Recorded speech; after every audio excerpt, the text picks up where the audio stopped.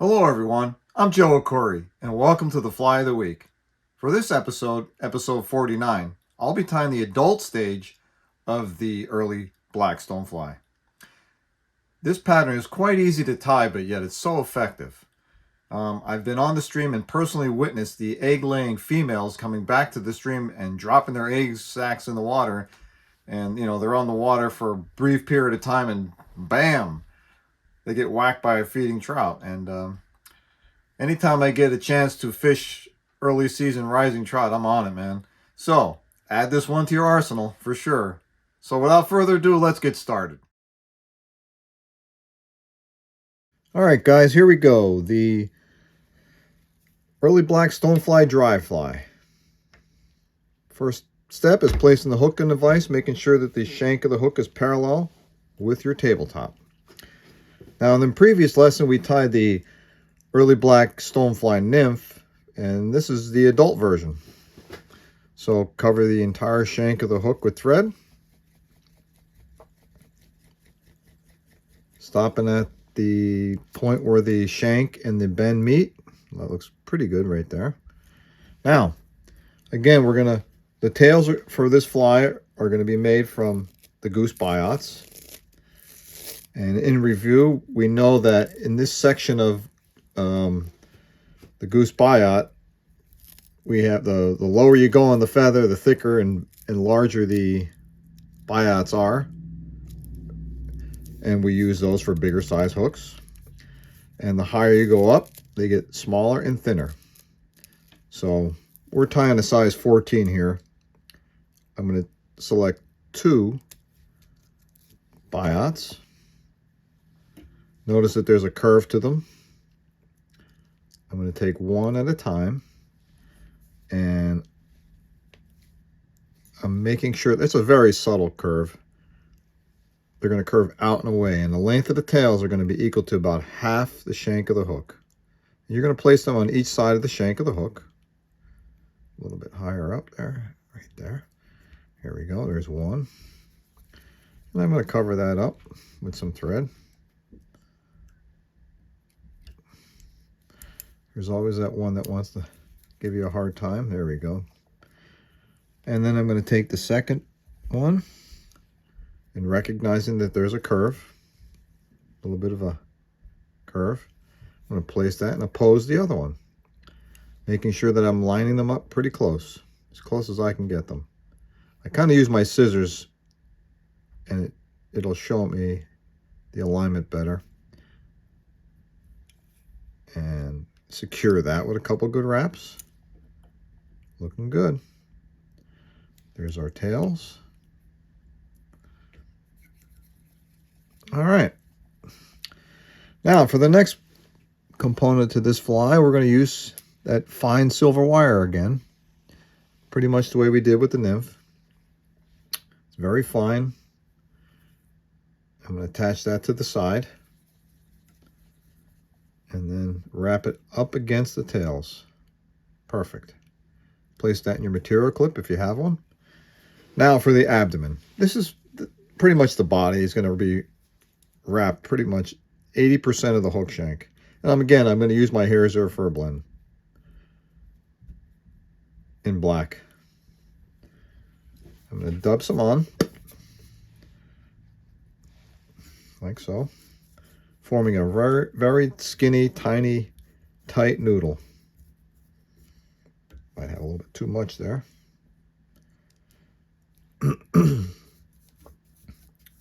There we go. Slide that into position and begin building your body. Very skinny. And just work all the way up the shank. You can slightly overlap, which will create somewhat of a taper.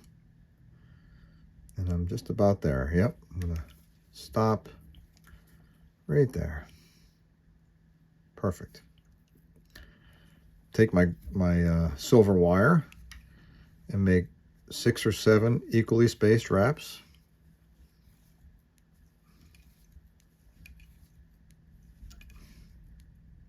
Okay, looks good. Secure that.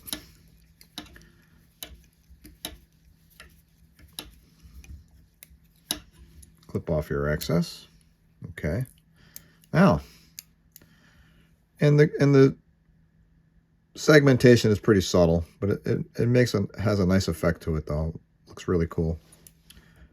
Now for the legs. The legs is nothing more than a soft hackle, natural black hackle. I'm going to strip off the downy fuzz, exposing the stem. And again, we have a curve to this feather. It's curving down now, and right now it's curving up. We will always want them to curve down and over the fly. I'm going to wrap into the body just a little bit because I think I'm a little bit too forward. And once it's secured with 8 or 10 wraps, I'm going to cut off the excess stem. 2 more wraps of thread. Then I'm going to add a little bit more fur blend there just to cover that up. Just a hint of it. And just continue building that body and covering it up, all those wraps that I have there. There we go. I have a little bit too much there. This is the adult version. So I have a little surprise for the wing for you guys here. Now take that hackle, always grab them perpendicular to the stem with your hackle pliers, and just wrap maybe 2 or 3 good wraps. 1, 2, 3.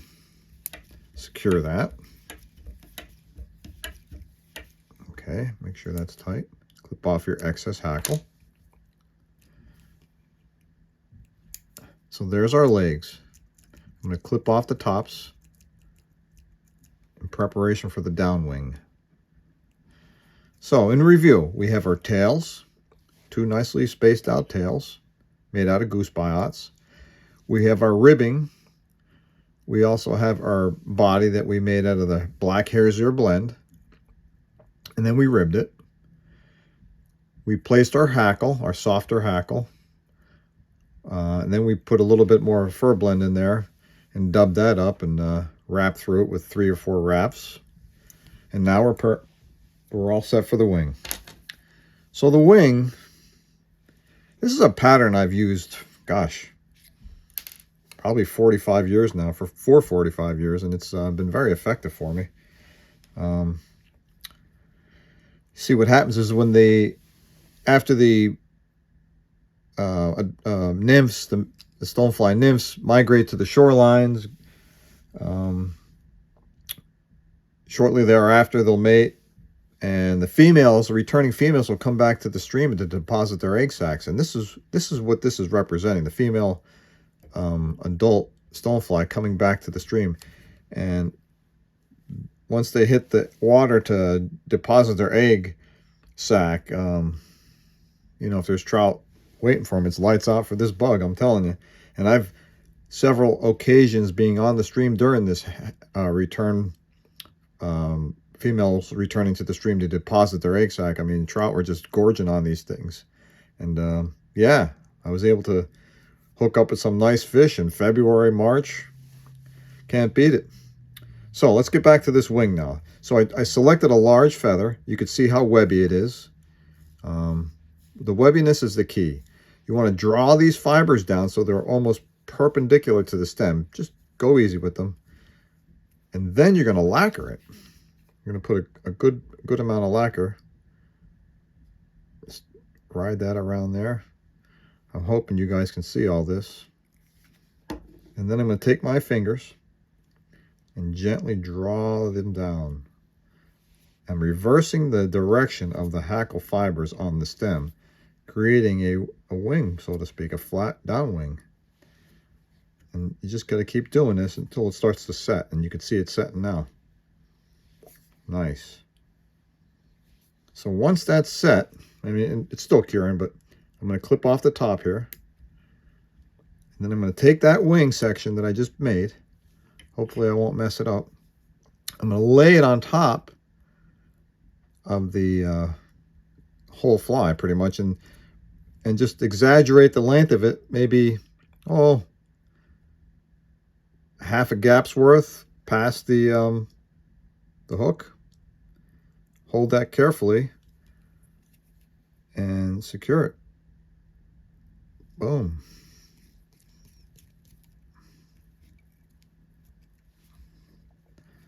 Well, maybe I should have let it dry a little bit more. Hang on a minute. Let me try that again. I captured some of the wing. Let's see if we can do that again. Yeah, it's not going to work right. I already have one prepared here, so I'll pop that in place. This is dry. Lay that on top just like I showed you before. Secure that. And you end up with an amazing wing. Once it's secure, with about 10 wraps, clip off the excess.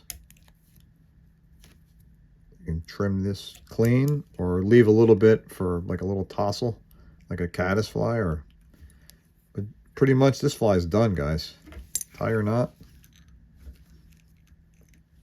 It's a fly that really works. If you happen to be on the water when the females are returning back to the stream to lay the eggs. Hit it with a little drop of head cement. And smear that up against the wing again, just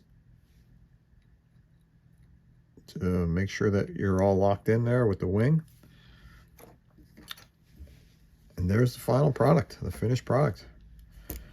It's a nice fly, works well, represents the natural, pretty cool. Clip some of these legs off the bottom here too.